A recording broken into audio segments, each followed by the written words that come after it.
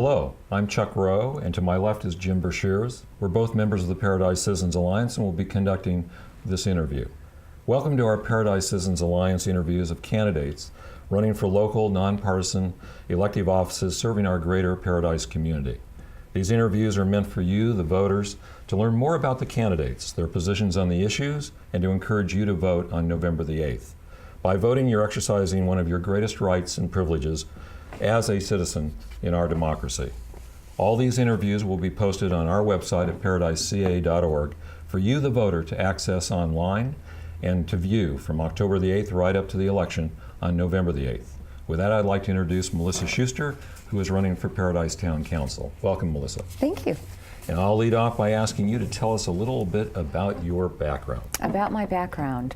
I came to Paradise right after 9/11. I was actually looking for better educational opportunities for my son, who was entering the school system, and I found those in Paradise. My mother had moved up here a few years previously, and I learned to love the community. My husband and I opened sort of a bed and breakfast, and with that I became involved very much in the community through a lot of different ways. And I was president of the Paradise Chamber and have continued to be involved throughout all the years that I've been here. Thank you. This isn't your first time running for town council. Why did you decide to run again? You know, the first time gave me a very good experience. I think there were 9 of us running for 2 seats at that time, so it was a pretty crowded field. This was different, though. I felt that over the past 6 years, I'd found my voice. I had really honed in the things that were important to not only to myself, but to the community at large. And when asked, Mayor Jody Jones asked me if I would consider running this time. And I thought long and hard about it because I have an awful lot of stuff going on, and it felt right. And I'm looking forward to it. Melissa, what do you believe are the biggest challenges facing the town both now and in the future? Certainly, we're still coming out of a recession period, so we have those challenges. Of course, funding challenges will always be a part of the community. That's just something that it's balancing, and it's just something that we always have to do. I think we're facing some interesting cultural changes too. That's reflected in things like the diminishing gas tax. Millennials are not driving.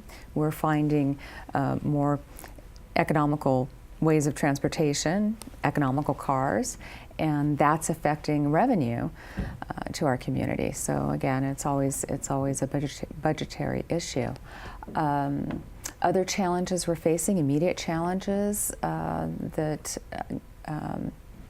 we're looking at, bark beetles and the health of our trees.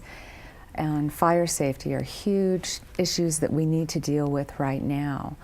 And then moving forward into the future, we need to make sure that we have the infrastructure to support a solid economy.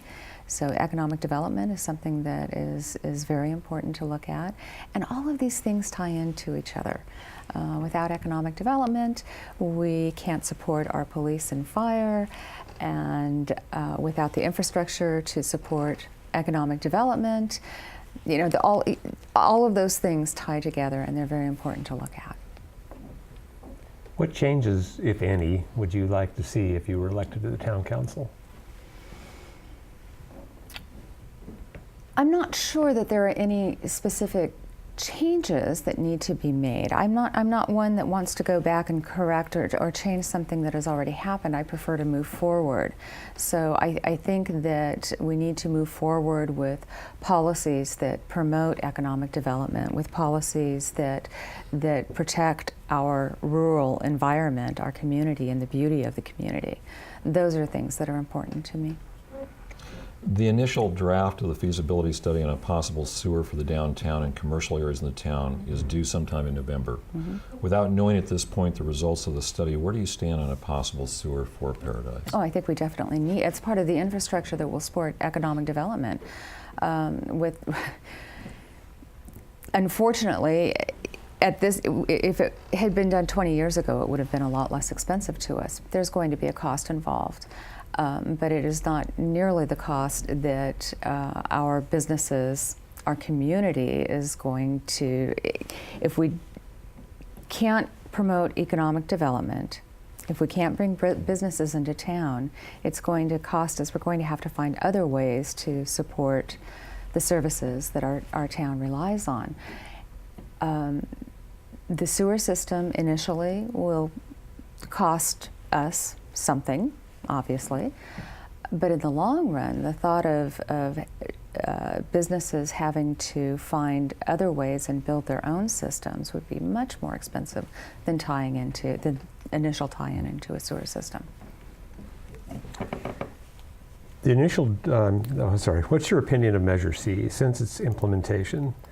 What should the town be doing to prepare when Measure C expires and in another 4 years in order to maintain the present levels of police, fire, and animal control services? Jim, I'm so glad you asked that question. I've always been a proponent of Measure C, primarily because, none of us like to pay taxes. But if we are paying taxes, don't we want to see them promote our community and benefit our community directly? And I was just at Johnny Appleseed Days yesterday and talking to so many people, and everyone agrees. If we have, nobody wants to pay taxes, but if we are, let's see what those taxes are doing. And Measure C has been phenomenal in keeping our community solvent through a very difficult time. We have been able to add equipment for fire protection and for police protection. We have seen road improvement on Pearson Road. That was a matching fund grant with Measure C funds to improve that road. Excuse me. And animal control, of course. And there's the in terms of what can we do as we see it sunset. I would hope that the community will see the value of Measure C and will continue it.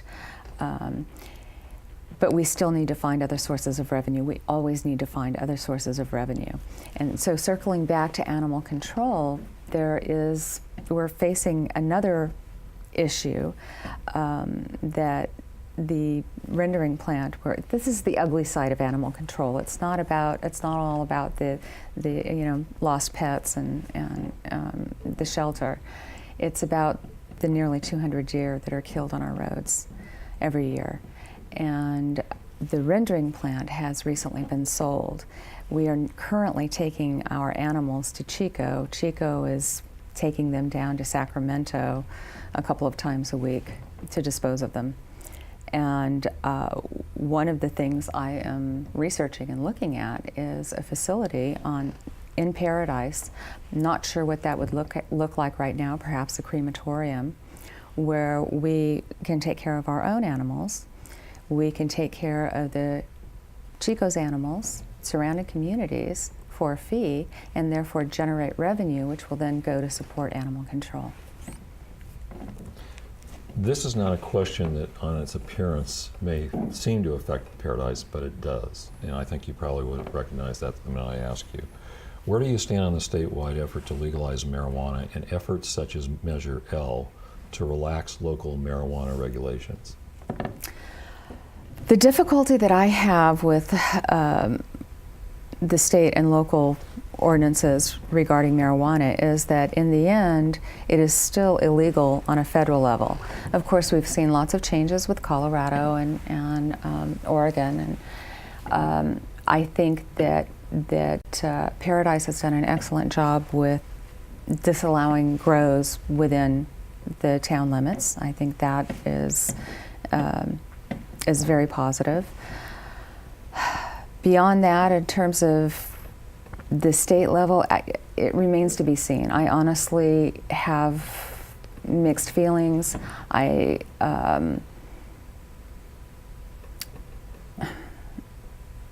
I just do. I'm kind of mixed on that one. This is an obviously important question. How would you characterize the town's financial situation?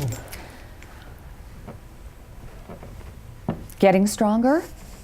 I think it is moving forward. I think the policies that were put into place before we hit the recession certainly helped buoy us. And certainly Measure C. Without Measure C, I think we would have been in much more difficult position than we are now. We still have some challenges in front of us. I think the town has done an excellent job in terms of streamlining its services. Everyone feels the pinch, either from inside the organization or outside of the organization. It's going to hurt, but I feel positive about where the town is going financially. Melissa, now is your opportunity to speak directly to the voters and tell them why they should support you for the Paradise Town Council on November the 8th. Okay. Well, I spent yesterday and the day before at Johnny Appleseed Days, and I had such a wonderful time talking to the people of the community. I had a board with a list of priorities, and I asked people to come and list their priorities. Everyone listed police and fire as the top, public safety and fire safety as their top priorities. Understanding that economic development feeds directly into those two things. And for me, it's all about listening to the community and advocating for you as the voters. Thank you, Melissa, Thank you. very much for participating in this interview. We appreciate it. Thank you.